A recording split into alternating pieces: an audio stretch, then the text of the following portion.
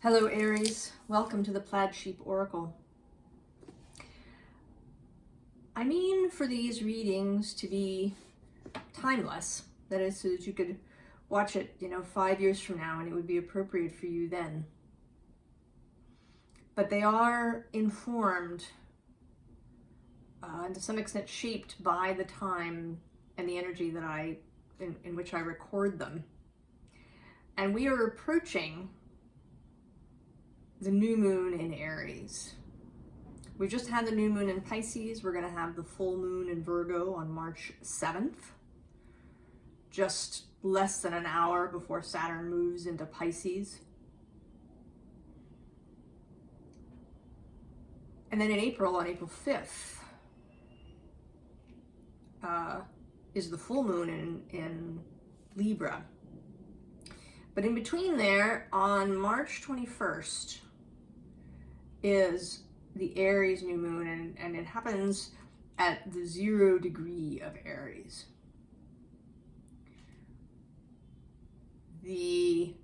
What one could think of as the very beginning. Now, of course, the zodiac being a circle, it doesn't entirely have a beginning or an end, and cycles continue, as I was reminded in my personal reading this morning. But it is also the beginning, right? Holding the two ideas together. And I think that something is going to really begin.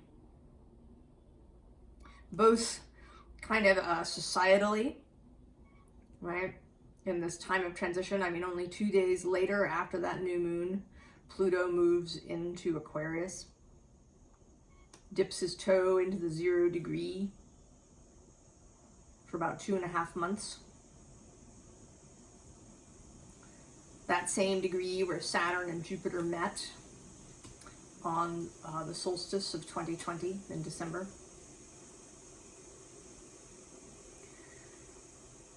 If you are an astrologer or you pay attention to astrological readings and blogs and commentary, certainly March is big on everybody's list,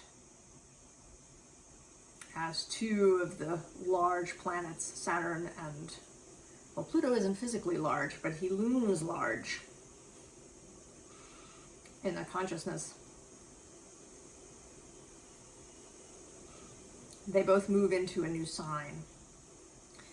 For Saturn, it's permanent. He's not coming back even when he retrogrades later in the year. He won't move past 0 Pisces. So there's an enormous amount of change and shift and new energy happening in March, and with that new moon on the 21st at 0 Aries, the world point. So I think I'm going to do one more round of these zodiac readings before that point, kind of finishing up of whatever you've been doing. And I was inspired to pull or to choose a poem from my Year of Rilke book. It's a favorite of mine. And you do not disappoint, Aries. So the book has both poetry as well as some writings, excerpts of his letters to a young poet. And this is one of those. The title is, What Kind of Courage is Required of Us? What kind of courage is required of us? Imagine a person taken out of his room and without preparation or transition placed on the heights of a great mountain range. He would feel an unparalleled insecurity and almost annihilating abandonment to the nameless. He would feel he was falling into outer space or shattering into 1,000 pieces. What enormous lie would his brain concoct in order to give meaning to this and validate his senses? In such a way do all measures and distances change for the one who realizes his solitude. These changes are often sudden, and as with the person on the mountain peak, bring strange feelings and fantasies that are almost unbearable. But it is necessary for us to experience that too. We must accept our reality in all its immensity. Everything, even the unheard of, must be possible within it. This is, in the end, the only kind of courage that is required of us. The courage to meet the strangest, most awesome, and most inexplicable of phenomena. So, Aries.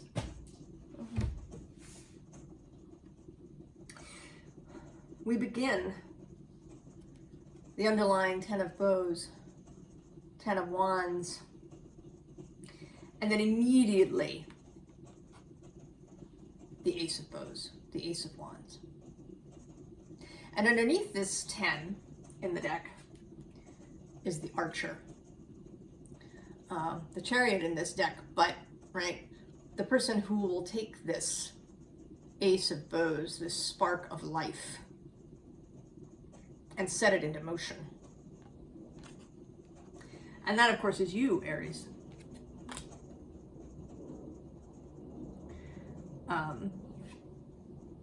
And then we have this 5 of Vessels, ecstasy, right? This is the call of that spark of life to take that ecstasy, right, to travel with it, and the 6 of Arrows, and then the Fool.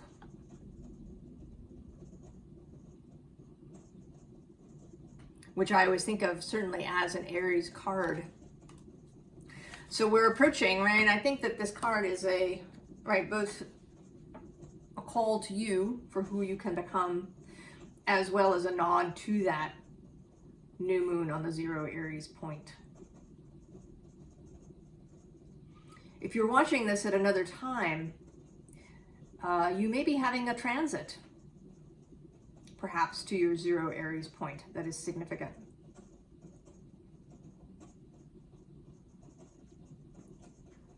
Something, right, that is transiting. That is a call. And then we have this volcanoes. And so interestingly, underneath we have this Hearth card. Right, the 2 sides of fire. The volcanic power, right, that can destroy an island or create an island. And then this fire in the hearth that warms, right, that's used for cooking food. And another sort of moment as I'm recording this, during the month of March, Vesta will move through Aries.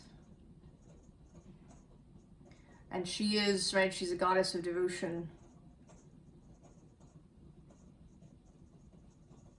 of keeping the sacred flame alight. She will meet Chiron and Jupiter at about a halfway point, 14 degrees of Aries.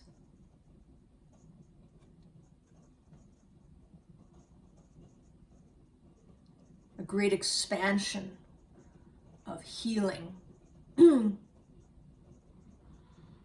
and devotion, perhaps discovering your devotion.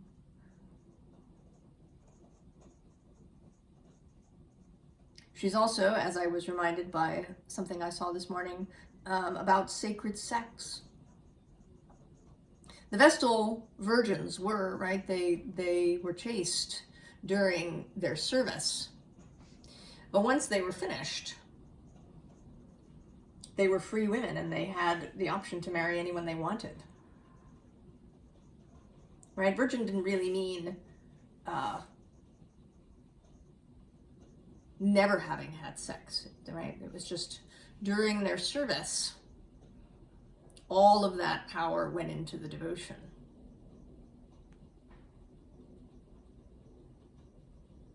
And I think here, right, this is not a call for you to be chaste or celibate, but to be aware, right, of the creative power of sexual energy.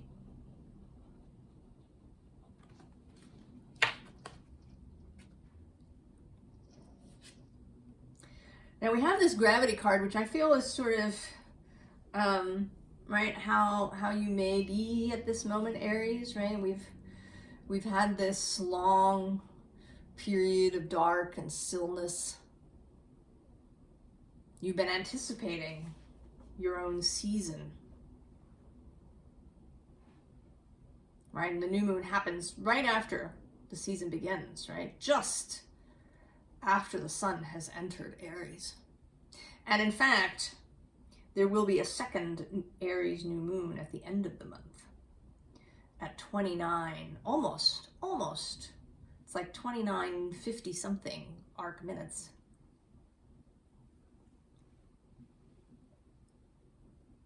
But you've been waiting now.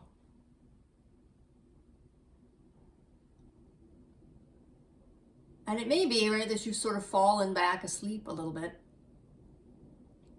here, but it's not going to last.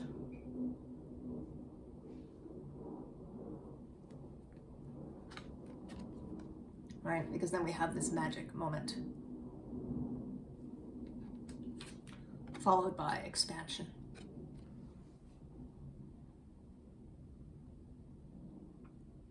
Right, and there's this similarity. I feel, right, this is like the door opening into this passage out into the sea beyond.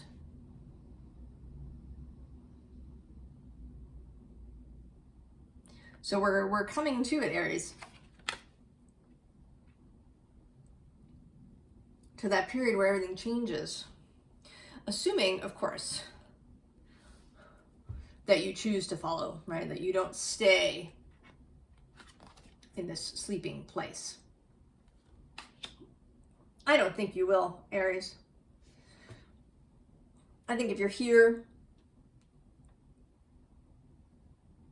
you are ready, right? Aries, courage is certainly an Aries word.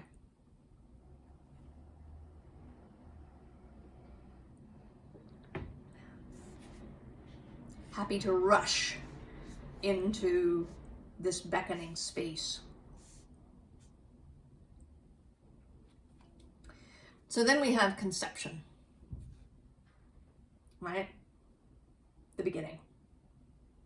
Whatever is happening for you, and there's, right, I could list a dozen different possibilities across, you know, career and home and whatever else. But whatever it is that's happening for you isn't going to arrive, right, like fully formed, like an adult being. This is the conception point. And there is going to be, right, a period of growth, gestation. But that's not going to be a time of complete stillness, right? It's not like that sort of mental gestation that maybe has been going on through this period of stillness that you've had. This is physical conception, right? That leads to a whole, right, in the case of an actual birth, right, a whole being is built inside the mother or inside an egg, perhaps. Growing, actual physical activity going on, even if it isn't seen initially. So you'll be doing stuff, right, on the way to this sort of realization of the idea. Now the next card, sort of unexpected, is romantic love.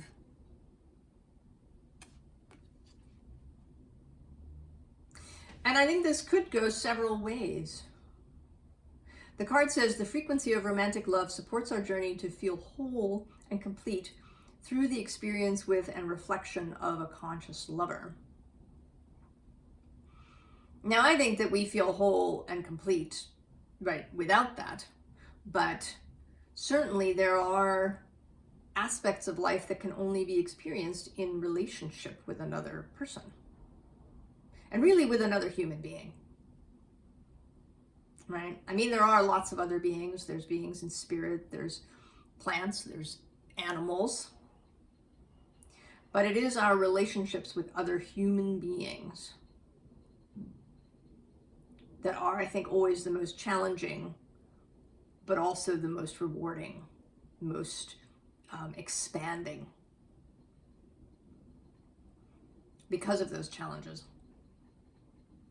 Now, if you're already in a romantic relationship, this may be a sign that it's going to shift in some way. There'll be a change, there'll be an expansion. Maybe you'll feel more connected to each other, or you'll decide to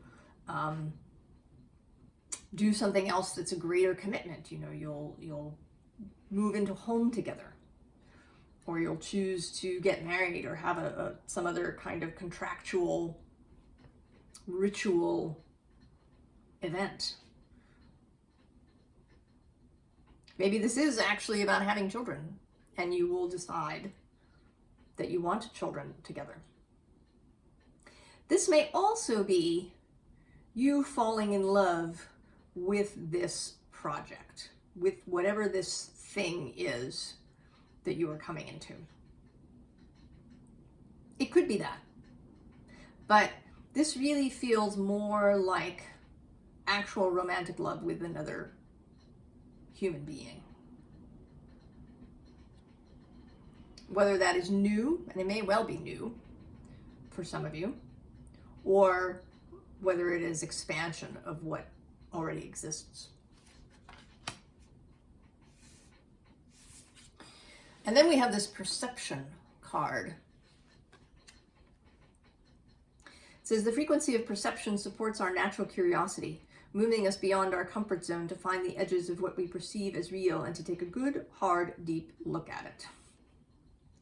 So this is, right, kind of taking us back to Rilke's letter, right? The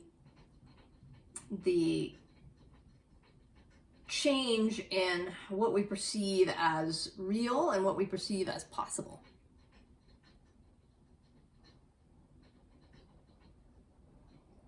So change in perception, and then miracle. The frequency of miracle supports our belief in ourselves as a part of source, and therefore our belief that anything is possible. So these two really, right, they really go together. Right? Changing your perception, what's possible, and then the possible, right? The miracle can be possible. And I don't know what miracle it is that you need or want or desire.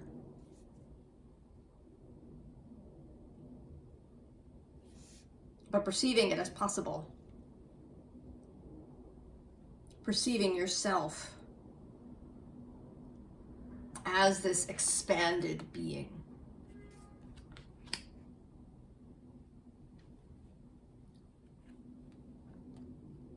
And then we get this Empress, and actually today she's sort of less empressy and more like, you know, she always looks kind of exhausted to me, as opposed to, right, she's not lounging, she's sort of dropped there, and she's taken her crown off because it's been kind of heavy on her head, and she's telling her troubles to the dog and the eagle.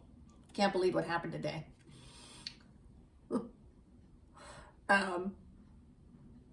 So we know, right, that we can feel like this,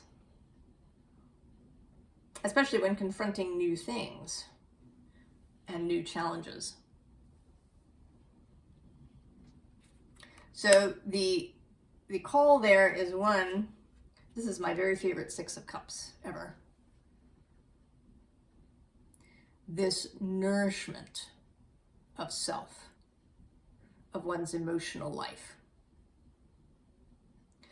So you are coming into a time and a space where you really know how to nourish yourself when you have a very contrasty day. that you know how to really take the time to do whatever it is that brings you back to yourself. If it's a meditation practice, or making yourself a meal, or going for a walk, or reading a favorite book, or reading some poetry, or taking a bath, or pulling out your tarot cards, doing some yoga, gardening. I don't know, I could go on and on and on forever. Whatever it is that nourishes you. And it may be different things at different times, right? Sometimes you may really need, right, some sort of clearing activity where you can really clear your mind. And other times you might actually need just a little bit of distraction, right? To watch, something on Netflix, or, read a novel.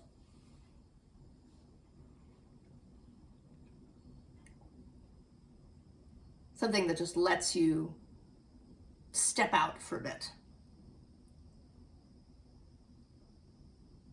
And then you can come back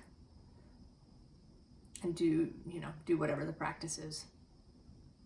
I mean, I've had times when I've been sick, and I sometimes get this thing where I get headaches that are kind of intense. So I can't really read. So I'll listen to an audiobook. I like Clarissa Pinkola Estes audio programs, or one of Ken Burns' movies. There's something really relaxing about Peter Coyote's voice. And you don't have to watch them. They sort of lull me in the background. So you may need that.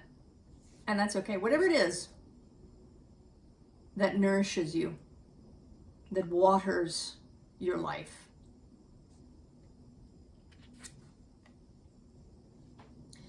And then, right, when you have re-energized yourself, come back to center, then you're prepared to speak again. What is the next thing that you need and want? Once you feel better and a little centered, you can ask for that thing. Trying to ask for things really from the depth of agitation, or when you feel like if you are really feeling ill, right, you're down with the flu, right, it's difficult, right, the vibration is, right, in a different space. And so you may just need a little nourishment. And then you can speak the next thing into being.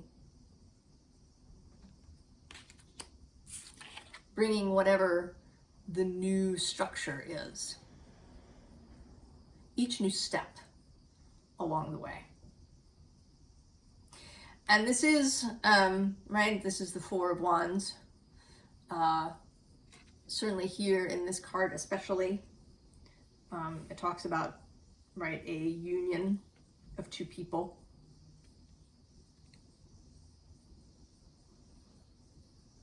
So I feel this is a nod to this romantic love card. But it is also, right, a union, right, it's a union of all the elements here.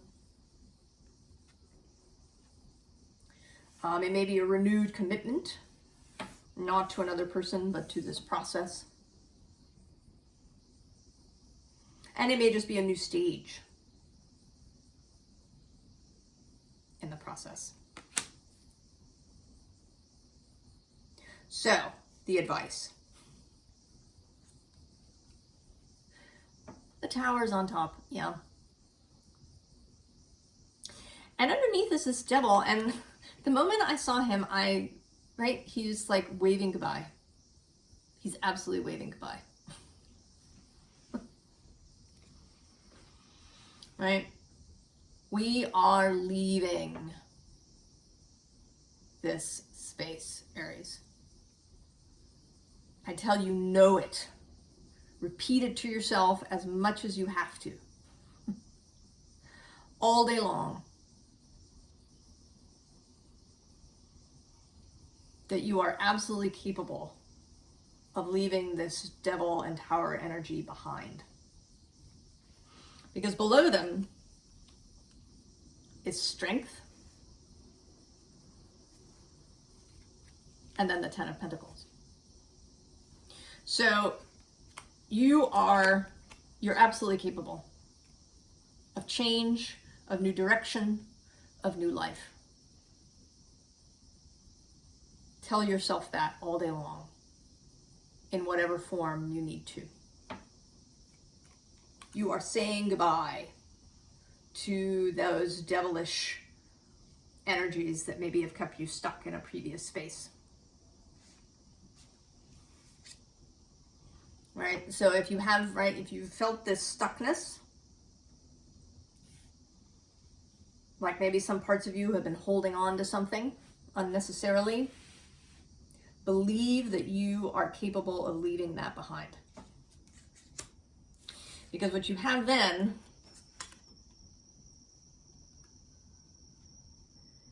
is the Empress, the King of Swords, and the Magician. So fertility, fecundity, creative, conceptual power, right? Conception, gestation, harvest,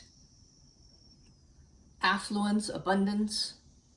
Those are all the Empress words, right? She's usually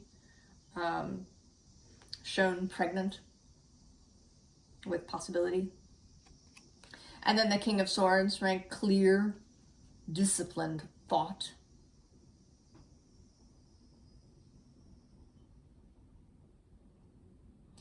Right? You have that ability.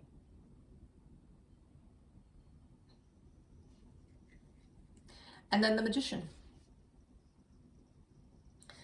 Manifestational skill. And, he's generally associated with Mercury.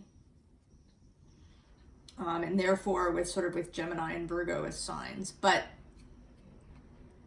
there is an Aries aspect to him too, right? Just as the spark, the beginning, the first, the one of the tarot deck. Right? There is the Fool, who's kind of the childlike aspect of Aries that will cheerfully and with enthusiasm leap into any new endeavor. And then there's this Magician energy of being able to then bring things into being. And then we end kind of with the Emperor, who is traditionally thought of as Aries, who then holds this new space.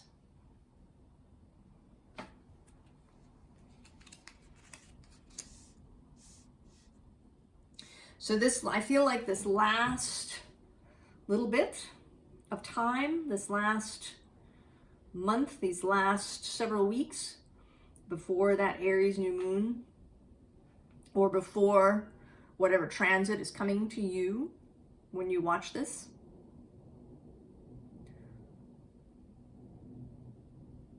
this is the time to really come into real knowing of your power, Aries. Know that you can change and enter this new timeline, this new evolved space.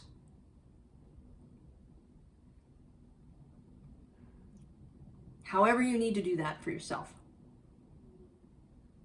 to really know that you can do it. So I wish you all the very best, Aries. I'm excited to see what comes up for the next round. I will, I think, do my best to do your next reading on the day of the new moon.